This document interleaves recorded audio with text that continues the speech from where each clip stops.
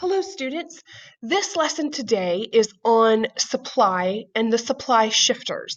So just a quick review of supply. We understand that the supply line is an upward sloping line.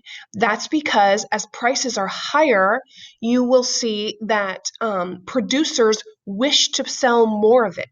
So you see here on this picture, if the price is at P1, but then the price increases up to a P2, obviously suppliers are more interested in selling that because the price is higher. Now, we also learned that there's a difference between a change in quantity supplied and a change in supply. And we've got to be careful with those two words. They mean different things. Quantity supplied is when there's movement along the supply curve.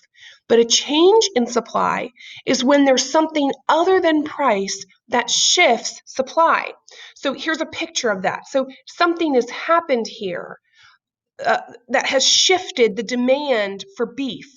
And so now suppliers are more willing to produce the item.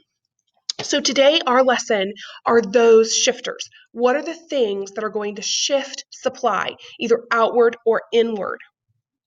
So what you'll do is you'll write down in your notes, and it should be on that little graph, you'll want to put like a description of each one of these shifters and then draw a graph illustrating which direction they would cause the line to move. First of all, there's the change in the cost of inputs. Now, an input is anything needed to make your product. So if I'm Papa John's, one of my inputs is cheese. One of my inputs is tomatoes. One of my inputs, a very large input, is my cost of labor, the people who are making my pizza. So if those costs go up, my supply will go down, ceteris paribus. Now, don't jump ahead in your brain and assume, well, that would mean the price would go up. Well, we don't know that. Maybe the price won't go up. Maybe there's competition and Papa John's can't change its price. So we assume, ceteris paribus, all other things being equal, if the price of labor goes up, the supply of pizza will go down. Obviously, the opposite is true as well. If all of a sudden labor gets cheaper, the supply of pizza will go up. Another shifter is the change in the number of producers. So these pictures here are all little restaurants. So if you have a bunch of new restaurants that show up in your town, obviously you're going to have more production of restaurant foods.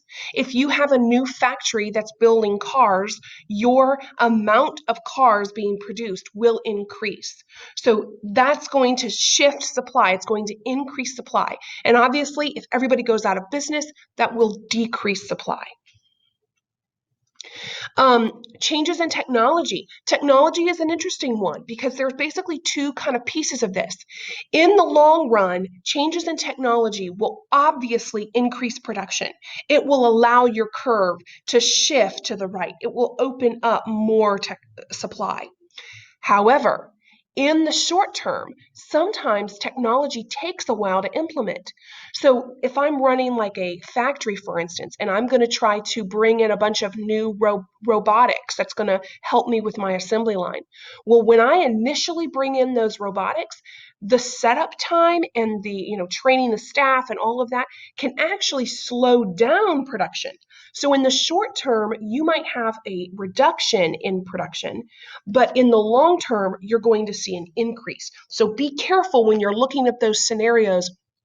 Make sure and read it very carefully. Is it a short-term or a long-term impact? Another just kind of basic shifter here is productivity. Productivity is the idea that our workers, your labor force, are able to get more done in the same amount of input. So the same amount of time, the same amount of training, they're just able to get more done. And a lot of times that comes down to the culture of the business. So you can have like factories and huge corporations that sort of have this negative culture where everybody is just kind of lazy, nobody does anything, and they're frustrated with administration, and administration is frustrated with laborers. In those kind of environments, you are not going to be very productive. And I like this picture here of the guy who's sitting at his computer. He's bored, but hasn't done anything. He's been on Facebook. So obviously the picture on this other side is showing us, okay, this is what it looks like to be productive. We have engaged people, we have happy people, we have professionals who are working hard. So productivity is just one of those things. If you can increase productivity, you can increase supply. Another really finicky one is producer expectations. So I use this picture here because I want to show something to you. This is in the year 2016. Trump is not president yet. This is just when he was running. Okay. But when he ran for office, he argued that there was going to be a tax break. That was one of the things he ran on. He said, if you bring me in as president, I'm going to do a tax break. Well, in 2016, and kind of towards the end of that year, as he was elected, there was this sort of surge in producer expectations. Suppliers thought, oh my goodness, we're going to have a tax break. There was kind of this positive vibe among producers, and we saw an increase in production during that time because of this expectation, like an expectation that something good was going to happen. Now, on the flip side, later on, as President Trump became president and he started to do this tariffs, he began to implement tariffs. The opposite happened. There was like all sorts of concerns on the producing side. The suppliers were concerned, and so stocks fell. We saw all sorts of different things happen in the economy. But remember, the tariff hadn't happened yet at the time that this was expectations. So expectations can be really finicky, and you've got to be careful. You got to make sure and look at the scenario. If the price is going to go higher in the future, suppliers will hold off. They won't purchase or they won't sell until the price goes up. Okay, so if the price is going to go down in the future, producers will supply more now. So pay attention to the wording on the scenario as to what the expectation actually is. Another really big one, like I've kind of mentioned, is changes in government policy.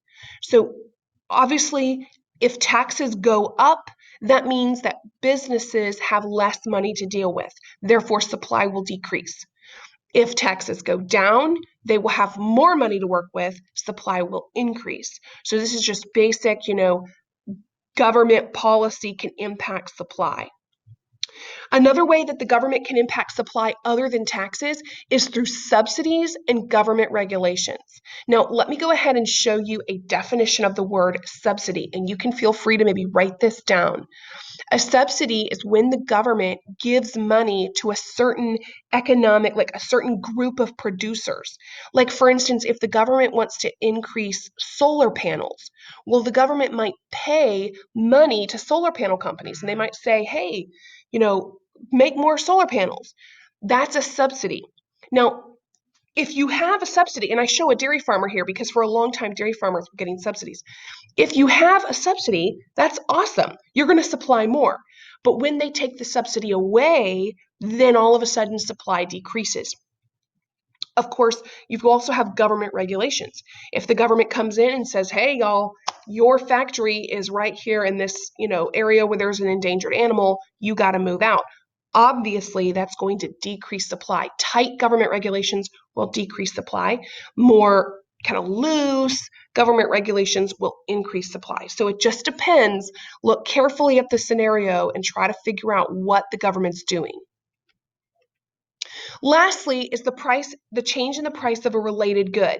So if I'm producing wood furniture, okay, I'm producing both wood furniture and, wood cabinets. Well, if the wood cabinets obviously become higher in price, like if the wood cabinets all of a sudden get more expensive and furniture is super cheap, which one would I rather make? Well, obviously, I would rather make the more expensive one because as a supplier, I like high prices. So I'm going to go there. All right, so you can read more on this on the things, the handouts, but I hope that this helps you as you learn about supply shifters.